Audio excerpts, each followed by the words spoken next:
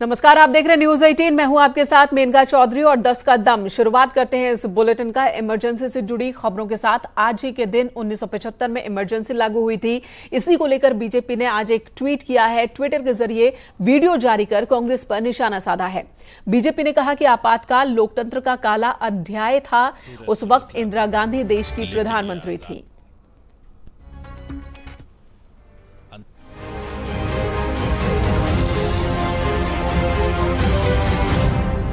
भाइयों और बहनों, राष्ट्रपति जी ने आपातकाल की घोषणा की है। 26 जून की सुबह सूरज तो निकला था, लेकिन ये आजाद भारत के इतिहास के सबसे काले दिनों का अंधकार लेकर आया था। अंधकार आपातकाल का। आपातकाल की घोषणा होते ही शुरू हो गया देश भर में विपक्षी नेताओं कार्यकर्ताओं की गिरफ्तारी का दौर। जयप्रकाश नारायण, मोरारजी देसाई, चौधरी चरण सिंह, अटल बिहारी वाजपेयी, बीजू पटनायक, लाल कृष्ण आडवाणी जैसे कई नेताओं को मीसा यानी आंतरिक सुरक्षा कानून के तहत गिरफ्तार कर लिया गया। इमरजेंसी के 45 साल पूरे होने पर गृह मंत्री अमित शाह ने ट्वीट कर कांग्रेस पर निशाना साधा। उन्होंने कहा कि एक परिवार के सत्ता के लालच में इमरजेंसी लगी थी। कांग्रेस में अब भी इमरजेंसी वाली मानसिकता है। लाखों लोगों की कोशिशों से इमरजेंसी हट सकी थी। इस वक्त हमारे सहयोगी अनूप गुप्ता दिल्ली से हमारे साथ जुड़ रहे हैं। तो 45 साल पहले इंदिरा गांधी ने आज ही के दिन देश में आपातकाल लगाया था। 25 जून 1975 ये वो तारीख जब आपातकाल का ऐलान देश में हुआ था। आपातकाल की घोषणा के साथ ही सभी नागरिकों के मौलिक अधिकार खत्म कर दिए गए थे। अभिव्यक्ति का अधिकार किसी के पास नहीं था। लोगों के पास जीवन का भी अधिकार नहीं रह गया था। ऐसा बीजेपी की ओर से भी आरोप लगाए जा रहे हैं। प्रेस सेंसरशिप, नसबंदी, दिल्ली के सौंदर्यीकरण के नाम पर जबरन झुग्गियों को उजाड़ा जाना, कई ऐसे बातें जिनका जिक्र बीजेपी ने इस वीडियो में भी किया है। अनूप गुप्ता दिल्ली से हमारे साथ जुड़ चुके हैं। अनूप, इमरजेंसी 45 साल हो गए, आज इस वीडियो को जारी करने के पीछे बीजेपी का उद्देश्य? देखिए, यह पहली मर्तबा नहीं है जब बीजेपी ने वीडियो जारी किया है। इससे पहले भी हर साल आपातकाल की वर्षी को बीजेपी जो है वो बड़े मुद्दे के तौर पर लेती है। हमने देखा है कि हर साल बीजेपी इसको विरोध दिवस के तौर पर मनाती है। और जिस तरीके से आपातकाल लागू किया गया, जिस तरीके से कांग्रेस के शासन के वक्त में स्वतंत्रता पर एक घात लगाई गई, बीजेपी इसको कहीं ना कहीं अभिव्यक्ति की स्वतंत्रता से जोड़कर देखती है और कांग्रेस को कटघरे में खड़ा करने की कोशिश करती है। और इसी लिहाज से आज हमने देखा कि बीजेपी के जो तमाम बड़े नेता हैं, जिसमें बीजेपी के राष्ट्रीय अध्यक्ष हैं, उन्होंने भी ट्वीट करके ये याद दिलाई कि किस तरीके से आपातकाल के वक्त में, कांग्रेस शासन के वक्त में किस तरह से सेंसरशिप लगाया गया, किस तरह से आजादी पर आघात किया गया। तो एक बड़ा मुद्दा है जो बीजेपी हर साल लोगों को, बिल्कुल ये एक ऐसा मुद्दा भी है जिस पर कांग्रेस के पास कुछ कहने के लिए होता भी नहीं है बहुत ज्यादा। धन्यवाद आपका अनूप, आप पूरी बातचीत के लिए। तो ये वो ट्वीट जो इस वक्त हम आपको दिखा रहे हैं, अमित शाह केंद्रीय गृह मंत्री, और उन्होंने ये ट्वीट किया। कांग्रेस में अब भी इमरजेंसी वाली मानसिकता है, ये बात भी बीजेपी की ओर से कही जा रही है। और इससे पहले कल राष्ट्रीय अध्यक्ष जेपी नड्डा ने भी कहा था कि कांग्रेस में एक परिवार ऐसा है जो समझता है कि समूचा विपक्ष वही है। और कुछ इसी तरह की बात आज गृह मंत्री अमित शाह के ट्वीट में भी, और साथ ही उन्होंने इसे इमरजेंसी से जोड़ा है। इसी बीच कल कांग्रेस देश भर में शहीदों का सलाम दिवस मनाने की तैयारी में है, जिसके जरिए कांग्रेस 20 जवानों की शहादत को सलाम करेगी और उनके प्रति श्रद्धांजलि अर्पित करेगी। खबर है कि कांग्रेस कल 11 से 12 बजे के बीच इस कार्यक्रम का आयोजन करेगी, जिसमें कई बड़े नेताओं के साथ ही कार्यकर्ता भी शामिल होंगे।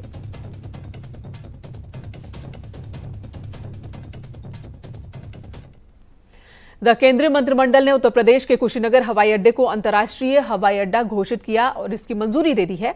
केंद्रीय मंत्री प्रकाश जावड़ेकर ने कहा कि इस फैसले के बाद बौद्ध धर्म के विदेशों में रहने वाले अनुयायियों को कुशीनगर आने में सहूलियत होगी। उन्होंने कहा कि Thailand, Japan, Malaysia, Vietnam, Sri Lanka जैसे देशों में बड़ी संख्या में बौद्ध धर्म के अनुयायी रहते हैं जो कि कुशीनगर आना चाहते हैं। अब इन्हें कोई दिक्कत नहीं होगी आने जाने में। वहीं यूपी के कुशीनगर हवाई अड्डे को इंटरनेशनल एयरपोर्ट बनाने की स्वीकृति मिलने के बाद सीएम योगी आदित्यनाथ ने पीएम मोदी और केंद्रीय कैबिनेट का आभार व्यक्त किया है।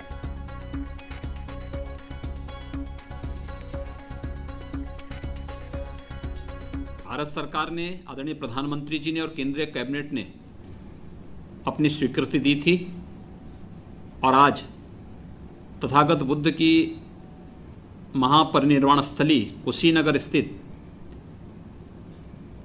जो एक निर्माणाधीन एयरपोर्ट है उसे इंटरनेशनल एयरपोर्ट के रूप में अपनी स्वीकृति देने के लिए मैं आदरणीय प्रधानमंत्री जी का और केंद्रीय कैबिनेट का हृदय से आभार व्यक्त करता हूं और उत्तर प्रदेश वासियों को इसकी मैं हृदय से अपनी शुभकामनाएं भी देता हूं। और कुशीनगर में लोगों तक जैसे ये खबर पहुंची, लोगों ने एक दूसरे को मिठाई खिलाकर खुशी जताई है। लोगों ने सरकार को धन्यवाद भी दिया इस फैसले के लिए और साथ ही इनका कहना है कि अब कुशीनगर बौद्ध सर्किट से जुड़ जाएगा, पर्यटन उद्योग को भी बढ़ावा मिलेगा।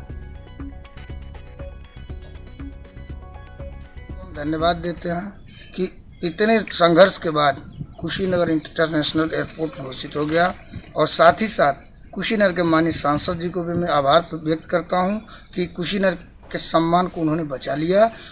ये काफ़ी गौरवान्वित पल है कुशीनगर के लोगों के लिए और यहाँ के रोज़गार के अवसर, यहाँ के लोगों के लिए रोज़गार के सुनहरे अवसर हैं, उनके डेवलपमेंट के लिए बहुत अच्छा सुनहरा अवसर है और इस तरीके से भारत सरकार का ये बहुत ही अच्छा कदम है कुशीनगर के लिए।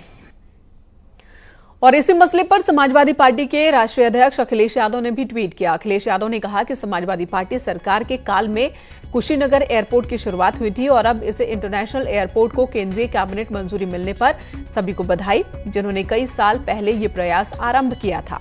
उन्होंने सरकार से मांग की है कि समाजवादी पार्टी काल में प्रारंभ हुए मेरठ, मुरादाबाद, चित्रकूट, आजमगढ़ और दूसरे एयरपोर्ट को भी यथाशीघ्र अनुमति दी जाए। इधर योगी सरकार एक नया रिकॉर्ड बनाने जा रही है। कल होने जा रहे मेगा इवेंट में सीएम योगी आदित्यनाथ एक साथ 1 करोड़ लोगों को रोजगार देने वाले हैं। इस ऑनलाइन कार्यक्रम में प्रधानमंत्री मोदी भी शिरकत करेंगे।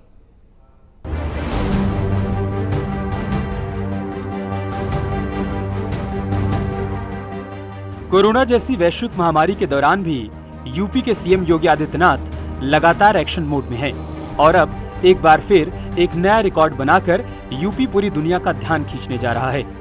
रिकॉर्ड होगा एक साथ एक दिन में 1 करोड़ से ज्यादा रोजगार देने का। 26 जून को इसे लेकर एक बड़ा आयोजन रखा गया है, जिसमें खुद पीएम मोदी भी मौजूद रहकर सीएम योगी की हौसला अफजाई करेंगे। एक साथ 1 करोड़ से ज्यादा लोगों को रोजगार देने वाला यूपी पहला और इकलौता राज्य होगा। सीएम योगी खुद इस योजना की हर रोज समीक्षा कर रहे हैं। राज्य सरकार का दावा है कि प्रदेश में श्रमिक कामगारों की वापसी के साथ ही हर हाथ को काम और हर घर में रोजगार का जो संकल्प लिया गया था वो पूरा हो गया है।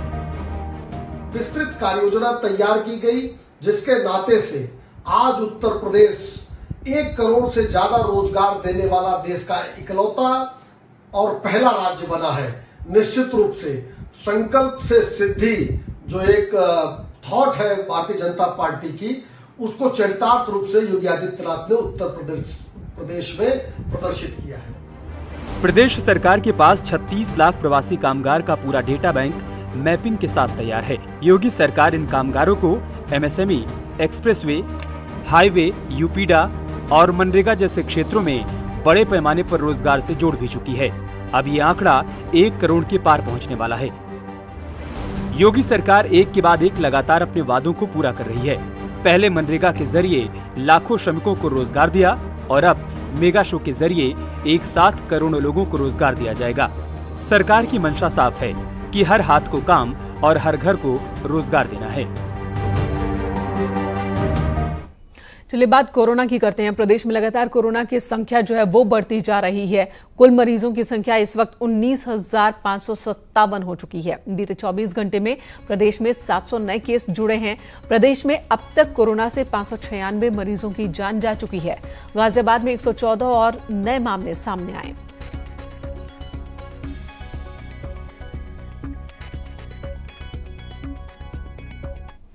और ताजा अपडेट के लिए इस वक्त हमारे तमाम सहयोगी अलग अलग शहरों से हमारे साथ मौजूद हैं। अलाउद्दीन लखनऊ से हमारे साथ जुड़े हैं, हिमांशु त्रिपाठी आगरा से, उमेश श्रीवास्तव मेरठ से और ओम बाबू कानपुर से हमारे साथ मौजूद हैं। सबसे पहले आगरा का रुख कर लेते हैं। हिमांशु, आगरा का हाल बताएं, क्योंकि आगरा लगातार सुर्खियों में।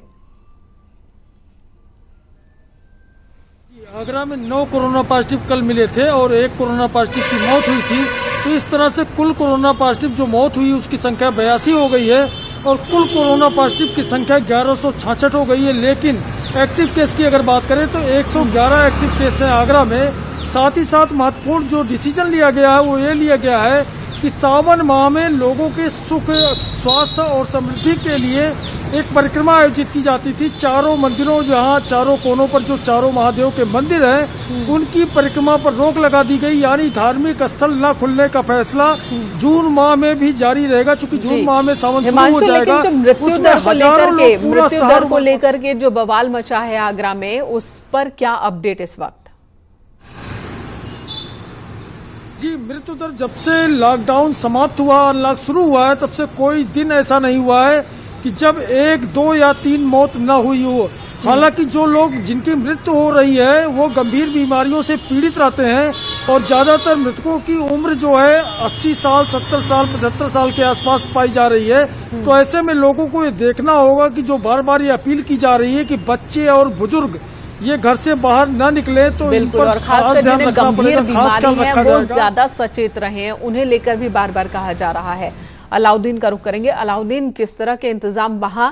सीएम हर रोज टीम 11 के साथ मीटिंग कर रहे हैं, जो बैठकें हो रही हैं उसमें मौजूदा हालात के बारे में जान रहे हैं, नए गाइडलाइंस, नए निर्देश दे रहे हैं कि किस तरह से काम करना है।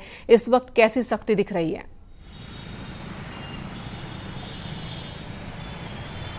देखिए, राजधानी लखनऊ की अगर बात करें तो पिछले 24 घंटे में रिकॉर्ड तौर 84 केसेस मिले हैं। आज सुबह की यानी 5 मिनट पहले की जो रिपोर्ट है लेटेस्ट, 20 पॉजिटिव केस और आए हैं। इसमें 8 लोग पुलिस लाइन में पुलिसकर्मी हैं, पुलिस के जवान हैं, बल्कि 6 लोग एक न्यूज़ चैनल से जुड़े हुए पत्रकार हैं और इसके अलावा पारा एक जगह लखनऊ में है और लोक बंधु हॉस्पिटल के कर्मचारी पॉजिटिव पाए गए हैं। और लखनऊ में जो सबसे बड़ा रिकॉर्ड है जो टूटा है वो ये है कि जो मैक्सिमम कंटेनमेंट जोन यानी रेड जोन थे 25 की तादाद में, अब वो 70 पहुंच गए हैं। यानी कि मई का जो आखिरी तारीख थी यानी 29 मई को जो तादाद सिर्फ और सिर्फ 5 हुआ करती थी, अब वो 70 पहुंच गई है अगले सिर्फ 24-25 यानी 3 हफ्तों में। तो ऐसे में भयावहता और शहर में जिस तरह से कोरोना फैल रहा उसका अंदाज़ा लगाया सकता है।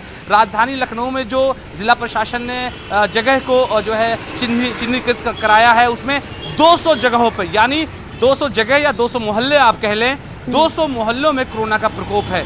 तो ऐसे में बिला शक शुबा स्थानीय जिला प्रशासन, स्वास्थ्य विभाग अपनी तरफ से तमाम कोशिशें कर रहा है, लेकिन एक बार फिर से वही बात कि आम लोगों को बहुत समझना होगा, तभी जाके हालात बेहतर होंगे। बिल्कुल, उमेश का रुख कर लेंगे। उमेश, मेरठ के बारे में भी बताएं।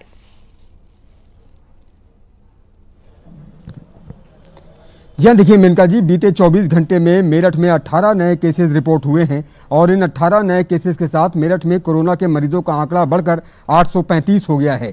बीते 24 घंटे के दौरान मेरठ में 2 और मौतें कोरोना की वजह से हुई हैं। यहाँ कोरोना से मरने वालों का आंकड़ा बढ़कर 64 हो गया है। इस सब के बीच 20 लोगों को अस्पताल से डिस्चार्ज भी किया गया है और मेरठ में कोरोना को मात देने वालों का आंकड़ा बढ़कर 538 हो गया है। इस वक्त मेरठ में 233 एक्टिव केस बचे हैं।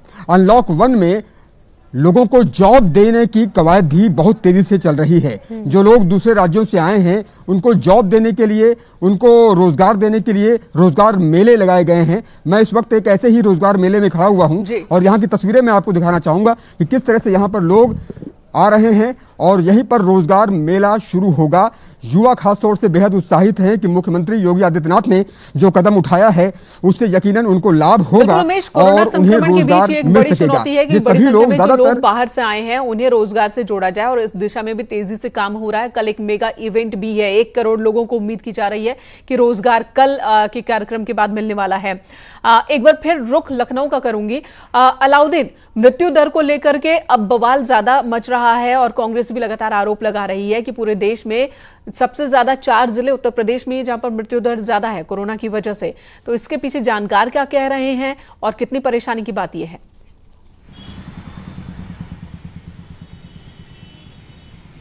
देखिए ओवरऑल अगर हम बात करें पूरे उत्तर प्रदेश की, तो बिला शक शुबह और जगहों से जब तुलनात्मक अध्ययन आप करेंगे तो केसेस कम हैं और मृत्यु दर भी और जगहों की तुलना में कम दिखाई देती है। लेकिन जो सबसे ख़ास बात है कि जिस तरह से पॉलिटिकल पार्टीज तमाम मृत्यु दर पर और तमाम आंकड़ों पर आरोप प्रत्यारोप लगा रही हैं, तो उनका उस चीज़ के पीछे तर्क ये है कि इन ज़िलों में जहाँ पर लगातार केसेस मिल रहे थे और लगातार मृत्यु दर भी बढ़ रही थी, अचानक आंकड़ों में हेरफेर कैसे हुई। और ख़ासतौर से सूर्य प्रताप सिंह जो रिटायर्ड एक IAS है उत्तर प्रदेश के, उन्होंने भी इस संबंध में कुछ ट्वीट भी किए थे। तो ऐसे में इन तमाम चीज़ों को आधार बना करके पॉलिटिकल पार्टीज की तरफ से इस तरह की बातें कही जा रही हैं। लेकिन फिलहाल अभी राज्य सरकार की तरफ से इस पूरे मामले पर स्पष्टीकरण विस्तृत रूप से तो नहीं आया है, लेकिन उम्मीद की जा रही है कि अगले 24 घंटे में राज्य सरकार इन तमाम आरोप प्रत्यारोपों को आंकड़ों के साथ इन तमाम चीज़ों का जवाब देगी। बिल्कुल, और एक ब्लूप्रिंट हाईकोर्ट में भी रखना है इसी मसले को लेकर के, पूरे कोरोना पर किस तरह का काम प्रदेश सरकार कर रही है, उस पर भी निगाहें हमारी बनी रहेंगी। लेकिन ओम बाबू कानपुर का रुख कर लेते हैं। ओम बाबू हमारे साथ वहां से मौजूद हैं।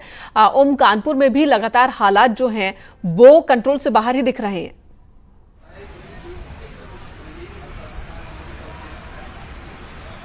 जी ममता, कानपुर के हालात सबसे सर्वाधिक खराब हैं। कानपुर में कोरोना पेशेंटों की संख्या 1000 पार कर गई। कल यह आंकड़ा 1034 हो गया और मरने वालों का संख्या आंकड़ा 45 पहुंच गया। इससे लोगों में डर बना हुआ है और लोग रह सकते हैं। बिल्कुल, लेकिन लोगों में डर जरूर है, लेकिन एहतियात बरतते नहीं दिख रहे हैं। कानपुर से लगातार ऐसे अपडेट, ऐसी खबरें आ रही हैं, आप भी भेज रहे हैं कि वहां पर लापरवाही आम नजारा बनती जा रही है। सड़कों पर, चौराहों पर लोग बिना मास्क के नजर आ रहे हैं और प्रशासन भी कहीं ना कहीं ढील दे रहा है। जो सील्ड एरिया है वहां पर भी बस नाम मात्र के वो सील्ड एरिया है, लोग आवाजाही कर रहे हैं और इन्हीं लापरवाहियों का खामियाजा भुगत रहे हैं हम। धन्यवाद आप सभी का पूरी बातचीत के लिए, पूरी जानकारी के लिए। इधर यूपी में कोरोना संक्रमण से जुड़े मामलों पर इलाहाबाद हाई कोर्ट में थोड़ी देर में अहम सुनवाई होनी है। सरकार को कोरोना संक्रमण से निपटने का ब्लूप्रिंट कोर्ट में पेश करना है। कोर्ट ने पिछली सुनवाई में कई सुझाव दिए थे, उन सुझावों पर सरकार ने कितना अमल किया है उसका ब्यौरा भी कोर्ट के सामने रखना है। तो किस तरह के इंतजाम किए गए हैं, हाईकोर्ट ने जो सुझाव दिए थे उन सुझावों पर काम हुआ या नहीं हुआ, किस तरह की अड़चन आ रही है उन सुझावों को इंप्लीमेंट कराने में, और प्रशासन के सामने कैसी चुनौतियां हैं, उन चुनौतियों को सरकार और प्रशासन किस तरह से निपट रहे हैं, हॉस्पिटल्स में कैसे इंतजाम, सभी सवालों का जवाब हाईकोर्ट के सामने उत्तर प्रदेश की सरकार आज रखने वाली है। बेहद अहम सुनवाई होने वाली है। कोरोना मामले पर सरकार की ओर से किस तरह के कदम उठाए जा रहे हैं, किस दिशा में और किस नियत के साथ, किस नीति के साथ सरकार काम कर रही है, इन सभी मसलों पर एक जो ब्लूप्रिंट है, खाका है, वो अपना सरकार आज हाईकोर्ट के सामने रखने वाली है। थोड़ी देर में ये सुनवाई शुरू होने वाली है, बेहद अहम सुनवाई है। तो कोरोना की वजह से जो स्थिति बनी है, जो हालात बने हैं, उस पर हाईकोर्ट भी यहां पर संजीदा नजर। ब्रेक के बाद स्वागत आपका एक बार फिर से खबर लखनऊ से, जहां पर मुख्तार अंसारी के बेटे अब्बास अंसारी से एसटीएफ ने पूछताछ की है। एक लाइसेंस पर कई शस्त्र रखने का मामला है जिसमें पूछताछ की गई है। अब्बास से उसकी लाइसेंस पिस्टल के बारे में भी जानकारी हासिल की गई। महानगर थाने में अब्बास पर एफआईआर दर्ज है और इसी मामले में एसटीएफ ने पूछताछ की और फिर पूछताछ के लिए अब्बास अंसारी को बुलाया जा सकता है। एक शस्त्र पर कई हथियार खरीद रखे थे अब्बास अंसारी ने और इसी मसले को लेकर पूछताछ की गई। लगातार गाजीपुर पुलिस का भी शिकंजा मुख्तार अंसारी और उनके करीबियों के ऊपर कसता जा रहा है और इसी बीच हथियार को लेकर ही ये पूछताछ और जानकारी हासिल की गई। जो लाइसेंस पिस्टल इस वक्त अब्बास अंसारी के पास है वो कहां है? हालांकि अब्बास अंसारी का कहना है, जो जानकारी मिल रही है उसके मुताबिक अब्बास अंसारी ने बताया कि दिल्ली में उन्होंने ये पिस्टल जमा करवा दिया है। लेकिन पुलिस अब जो जानकारी हासिल हुई है, जो बयान अब्बास अंसारी ने दिए हैं, उन बयानों को वो बयान सही है या नहीं, ये जांच में जुटी हुई है। इससे पहले गाजीपुर पुलिस ने मुख्तार अंसारी के सगे भाई पीए समेत सहयोगियों के 10 शस्त्र लाइसेंस निलंबित कर दिए। मुख्तार के भाई पूर्व विधायक के 3 शस्त्र लाइसेंस निलंबित किए गए। प्रशासन ने पीए रहे जाकिर हुसैन, मिसबाहुद्दीन के शस्त्र लाइसेंस भी निलंबित किए। मुख्तार के करीबी विक्रम अग्रहरी, अबू फक्कर, अलाउद्दीन के भी शस्त्र लाइसेंस निलंबित किए गए। गाजीपुर पुलिस ने मुख्तार के करीबियों के 8 हथियार जमा कराए हैं।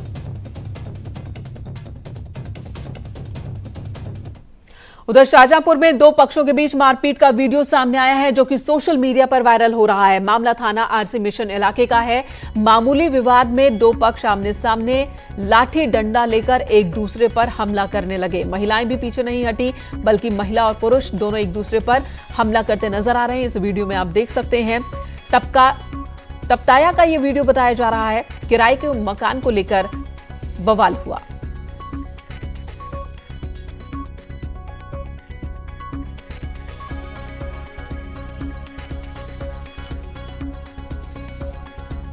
तो ये वीडियो आप देख रहे हैं, मारपीट का ये वीडियो सोशल मीडिया पर वीडियो वायरल हो रहा है। पुलिस ने क्या कार्रवाई की है यह भी साफ नहीं।